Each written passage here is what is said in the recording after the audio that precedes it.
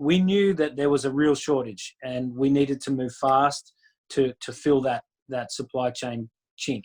So we really we moved very, very fast. Within 48 hours from idea, we were fabricating.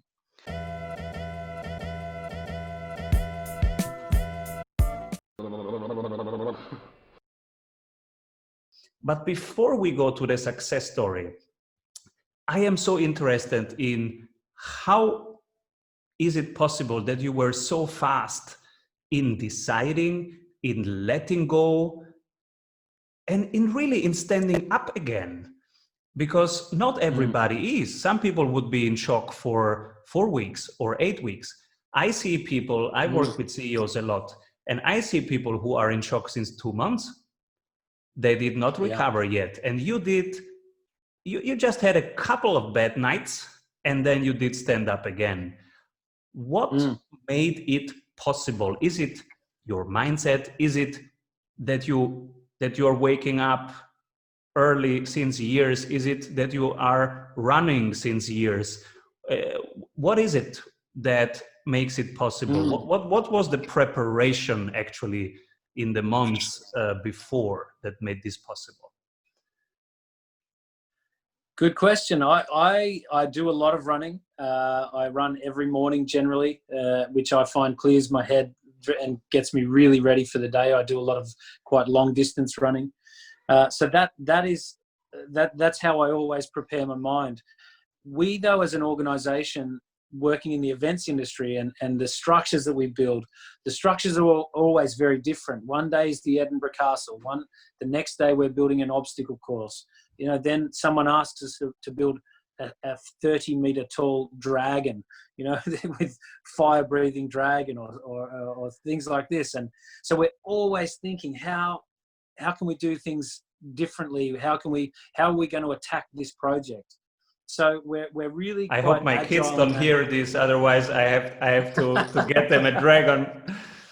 Yeah, that's right. It's quite amazing. Some of the structures we build are really quite crazy. So we're always considering that. And I'll quickly note, one of my clients said to us maybe 2 years ago, you should really call yourself Stage Things, because you guys are willing to do anything. And that's a really key point. We are prepared to do whatever it takes to get a project done. And we looked at this to start with. Okay, we're going to make desks. What machinery do we need? What equipment do we need? What tools, what people? And we then pull that team together to do that project and do it successfully. And we're now 10 weeks in, and we've sold 9,000 pieces of furniture in 10 weeks.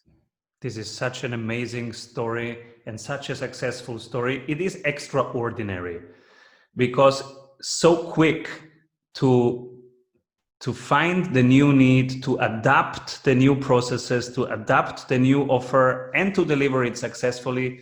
This is so outstanding. Let's deep dive into it. So you have this hunch, okay, maybe it's furniture. How did you test it? Because you don't know, actually. You don't have all the numbers and the time to study the markets. You just have an idea.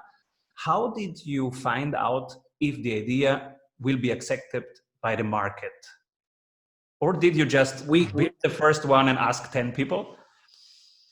Look, we knew as soon as we started to think of desks, we saw on Facebook and on social media people saying, we Officeworks, we have a big office furniture company here, Officeworks, they were sold out of desks. IKEA was sold out of desks. There was another company called Fantastic Furniture that had an 18-week lead time on desks. We knew that there was a real shortage, and we needed to move fast to fill that supply chain chink. So we really we moved very, very fast. Within 48 hours from idea, we were fabricating. Because one thing is to see a pattern. Peter Drucker said innovation is seeing what everybody sees, but acting upon it. So one thing is, okay, you were seeing that stores are getting out of that, so there is a demand out there. But just because there is a demand out there, that doesn't mean that you have access to that market. So, you know, everybody has a demand for mobility right now, but I have not access to the Uber market. There are some obstacles there. And I would need to test. So you tested in 48 hours. How did you test that you would have access to exactly that market? So you're right, we did. We on the Monday. So the idea was Sunday. Monday we cut the first desks and tried them, and they worked very, very well. Monday evening, we wrote the e-commerce site overnight on Monday evening. And then on Tuesday morning, the 24th, we took photographs and did the styled photos. 3 p.m. that Tuesday, we went live. And I wrote an open letter just telling people that we need to change our why for now, because we have no events, we have many people that we need to keep working, and this is something we can do. And that letter, that open letter, I put on Facebook with some photos, and that went viral.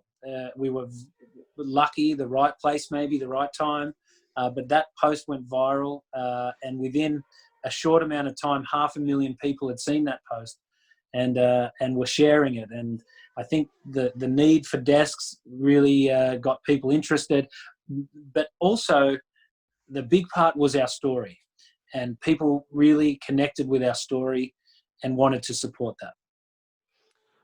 Now, when something goes viral, you never know exactly what the variables is, but now looking back, what do you think was the winning piece, or even the 1 or 2 or 3 winning pieces? What did connect with whom, and why did it go viral? Our story is what connected to start with, because it was such a dramatic pivot from these big stages that everyone knew. They're well-known stages that we built, to now making furniture. It was a very big, what appeared to be a very big change for us in the way that we work. It wasn't such a big change. We just looked at this as another project, and we had carpenters and set builders that were able to do this building. So we looked at it as another project. From the outside, it was a very big change in what we were doing, and that story is what I'm sure that is why people connected. There is, again, you just gave again a big present to the audience, because this is a mindset masterclass that you just gave. We just saw it as another project.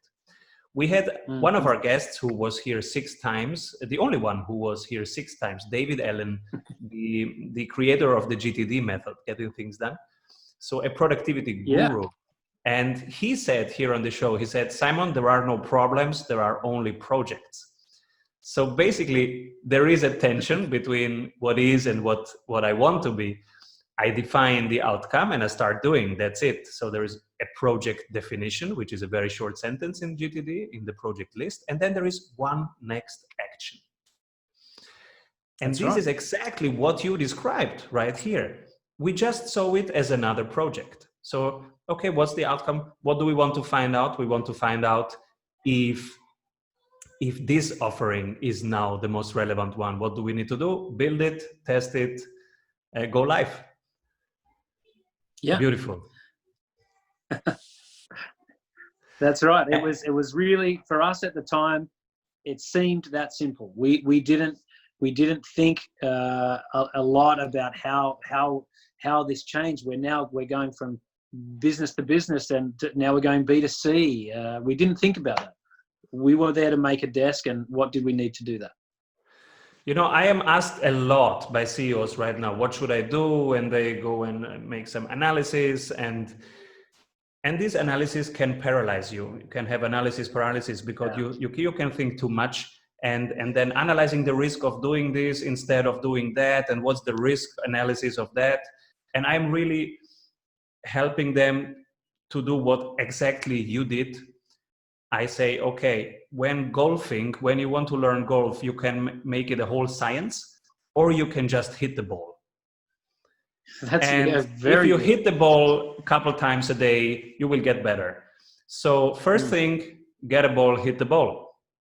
And that's exactly what you did. You could also have done an analysis of the markets for 2 weeks, which right. many people do. You cannot imagine how many CEOs say, okay, I will get this agency, they do a market analysis for me. It takes 3 months to do a market analysis in the traditional world, and there is still people doing that.